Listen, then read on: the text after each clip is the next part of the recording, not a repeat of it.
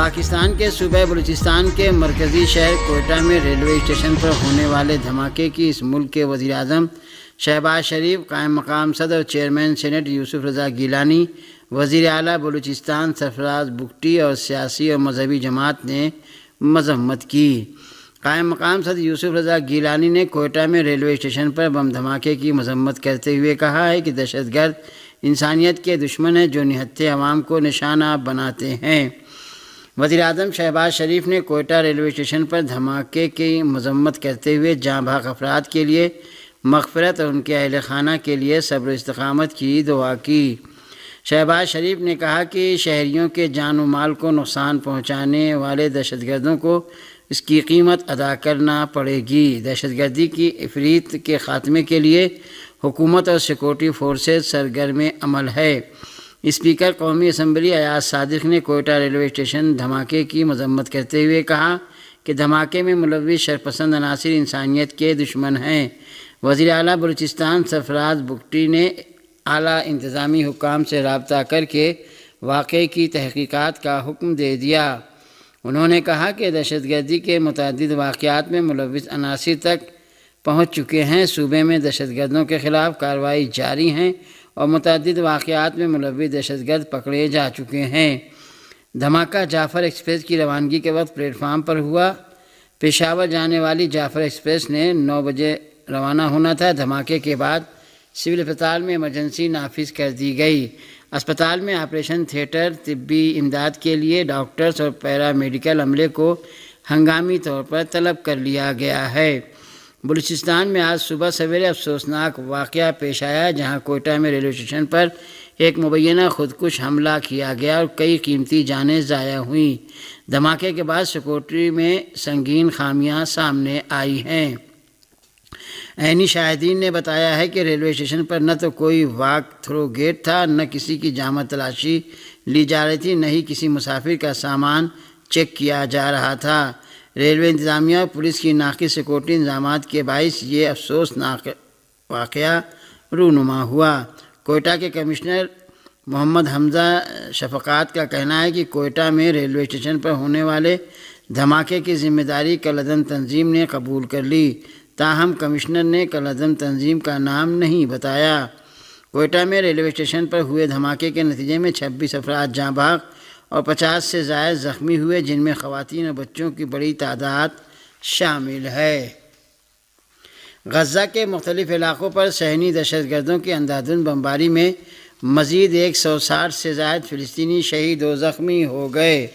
فلسطین کی وزارت صحت کی جاری کردہ رپورٹ کے مطابق گزشتہ 24 گھنٹوں کے دوران صہیونی دہشت گردوں نے غزہ کے مشرقی، مرکزی اور جنوبی سمیت مختلف علاقوں پر اندھادھند بمباری کی، جس میں مزید کم از کم 162 فلسطینی شہید و زخمی ہو گئے۔ صہیونی دہشت گردوں نے ایک بار پھر فلسطینی پناہ گزینوں کے عارضی کیمپ میں تبدیل ہو چکے فیض الصبا نامی ایک اسکول پر بمباری کی، جس میں 5 عام شہریوں کے شہید ہونے کی خبر ہے۔ صہیونی جنگی طیاروں نے اسی طرح مرکزی غزہ کے البریج پناہ گزین کیمپ کے شمال میں ابو جہیر نامی ایک علاقے کو نشانہ بنایا۔ گزشتہ 24 گھنٹوں کے دوران صہیونی دہشت گردوں نے غزہ کے جنوب میں لگی پناہ گزینوں کی خیمہ بستی پر بھی بمباری کی، جس میں متعدد فلسطینیوں کے شہید اور زخمی ہونے کی خبر ہے۔ فلسطین کی وزارت صحت کے مطابق غزہ میں صہیونی دہشت گردی میں شہید و زخمی ہونے والوں کی تعداد اب 43,500 سے تجاوز کر چکی ہے، جبکہ 102,684 فلسطینی زخمی ہو چکے ہیں۔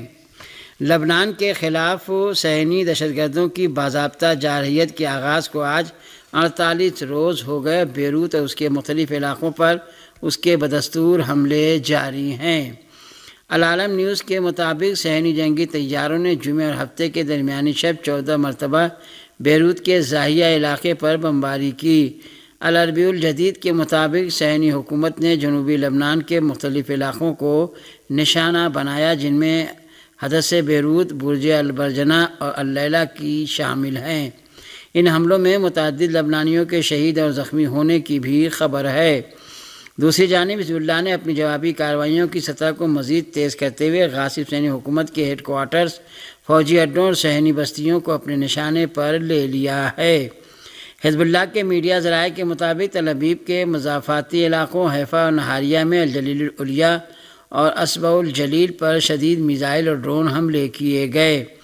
حزب اللہ کے بیان کے مطابق مقبوضہ فلسطین کے شمالی اور مرکزی علاقے میں پورے 1 گھنٹے تک خطرے کے سائرن کی آوازیں گونجتی رہیں۔ شمالی حیفا میں زوفولون فوجی انڈسٹری اور الجلیل العلیٰ میں متعدد فوجی مراکز حزب اللہ کے میزائل کے نشانے پر آئے۔ غاصب صہیونی فوجیوں کی جانب سے رکاوٹیں کھڑی اور فوجی اقدامات میں شدت پیدا کیے جانے کے باوجود دسیوں ہزار فلسطینیوں نے مسجد الاقصیٰ میں نماز جمعہ ادا کی۔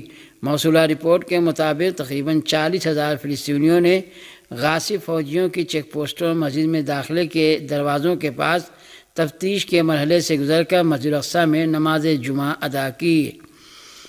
غاصب صہیونی فوجیوں نے اس علاقے کے باشندوں کو مسجد الاقصیٰ میں داخلے سے روکتے ہوئے انہیں زد و کوب کیا۔ نماز جمعہ کے خطیب شیخ محمد حسین نے اپنے ایک پیغام میں عرب اور اسلامی ممالک نیز اسلامی تعاون تنظیم کو مخاطب کرتے ہوئے کہا کہ انہیں فلسطینی قوم سے متعلق اپنے فرائض کی ادائیگی کی دعوت دی جائے اور ملت اسلامیہ سے کہا ہے کہ وہ فلسطینی سرزمین اور فلسطینیوں سے متعلق اپنی ذمہ داریاں پوری کریں۔ دوسری جانب یمن اور اردن کے عوام نے مظاہرے کر کے غزہ اور لبنان میں صہیونی حکومت کے جرائم کی مذمت کی۔ یمنی باشندوں نے کل نماز جمعہ کے بعد سعدہ، ریما اور معارب صوبوں میں مظاہرے کیے۔ یمن کے باشندے ہر جمعے کے دن تمام شہروں اور صوبوں میں لاکھوں کی تعداد میں ریلیاں نکال کر لبنان اور فلسطین کے باشندوں کی حمایت کرتے ہیں۔ دراصل اردن کے عوام نے بھی وسیع پیمانے پر مظاہرے کر کے غزہ اور لبنان کے عوام کے خلاف غاصب صہیونی حکومت کے جرائم کی مذمت کی اور صہیونی حکومت کے خلاف نعرے لگائے۔ حزب اللہ لبنان نے مقبوضہ فلسطین کے متعدد علاقوں میں صہیونی فوجی تنصیبات پر میزائل اور راکٹ حملے کیے ہیں۔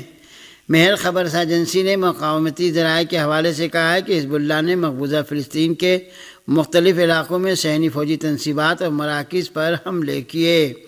تنظیم نے ایک بیان میں کہا ہے کہ صہیونی بحریہ کے اہم مرکز اور نگرانی کے لیے استعمال ہونے والے اڈے اسٹیلا میریس پر بیلسٹک میزائلوں سے حملہ کیا گیا۔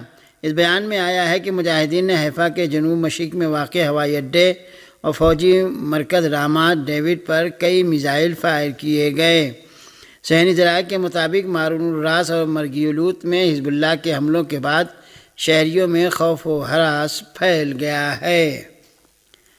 حماس نے ایمسٹرڈم میں پیش آنے والے واقعات کو غزہ میں فلسطینیوں کی نسل کشی کے خلاف ایک فطری رد عمل قرار دیا ہے۔ فلسطین کی شہاب نیوز کے مطابق تحریک حماس کے رہنما سامی ابو زہری نے پریس کانفرنس سے خطاب کرتے ہوئے کہا کہ حالین کے دارالحکومت ایمسٹرڈم میں فلسطینی کاز کے حامیوں اور صہیونی فٹ بال شائقین کے درمیان ہونے والی جھڑپیں اس بات کا ثبوت ہیں کہ غزہ پٹی میں فلسطینیوں کے ہولوکاسٹ اور ان کی نسل کشی کا تسلسل عوام کی جانب سے اس قسم کے فطری اور غیر عادی رد عمل کو جنم دے گا۔ حماس کے رہنما کا مزید کہنا تھا کہ ایمسٹرڈم کے واقعات نے ان توقعات سے پردہ اٹھایا ہے جو فلسطینیوں کے ہولوکاسٹ یا نسل کشی کو روکنے کے لیے عالمی سطح پر پائی جاتی ہیں۔ واضح ہے کہ جمعرات اور جمعے کی درمیانی شب ایمسٹرڈم میں مقامی ٹیم سے سنگین شکست کھانے کے بعد صہیونی ٹیم کے حامیوں نے نسل پرستانہ نعرے لگا کر فلسطین کے پرچم کی توہین کر دی تھی، جس کے بعد وہاں موجود فلسطینی کاز کے حامی ان پر برس پڑے۔ اس ٹکراؤ کے دوران دسیوں صہیونیوں کے زخمی جبکہ بعض کے لاپتہ ہونے کی خبر ہے۔ اور اسلامی جمہوریہ ایران کی وزارت خارجہ کے ترجمان اسماعیل بقائی نے امریکہ کے سابق اور موجودہ حکمرانوں پر قاتلانہ حملوں میں ایران کے ملوث ہونے کے دعووں کو بے بنیاد قرار دیتے ہوئے انہیں مسترد کر دیا ہے۔ ہمارے نمائندے کی رپورٹ کے مطابق اسماعیل بقائی نے کہا کہ ماضی میں بھی اسی سے ملتے جلتے الزامات لگائے جاتے رہے ہیں جنہیں ایران ہمیشہ مسترد کرتا رہا اور ان الزامات کا بے بنیاد ہونا بھی ثابت ہو گیا ہے۔ ایرانی وزارت خارجہ کے ترجمان نے موجودہ صورتحال میں ایران پر لگائے جانے والے الزام کو ایران مخالف صہیونی حلقوں کی ایک ایسی گھناؤنی سازش قرار دیا جس کا مقصد امریکہ اور ایران کے باہمی مسائل کو زیادہ پیچیدہ کرنا ہے۔ وزارت خارجہ کے ترجمان نے یہ بات زور دے کر کہی کہ اسلامی جمہوریہ ایران ایرانی قوم کے حقوق کی بازیابی کے لیے ملکی اور عالمی سطح پر تمام جائز اور قانونی ذرائع استعمال کرے گا۔ واضح رہے کہ امریکی حکام نے واشنگٹن کے ایرانوفوبیا سیناریو کو جاری رکھتے ہوئے بارہا یہ بے بنیاد دعویٰ کیا ہے کہ ایران امریکی سرزمین میں ٹرمپ سمیت امریکی عہدیداروں کو قتل کرنے کے لیے مسلسل کوشاں ہے۔ اور آخر میں یہ خبر کہ آئرلینڈ کی پارلیمنٹ کے اراکین نے ایک بل کی منظوری دے کر صہیونی حکومت کے خلاف پابندیوں کا مطالبہ کیا ہے۔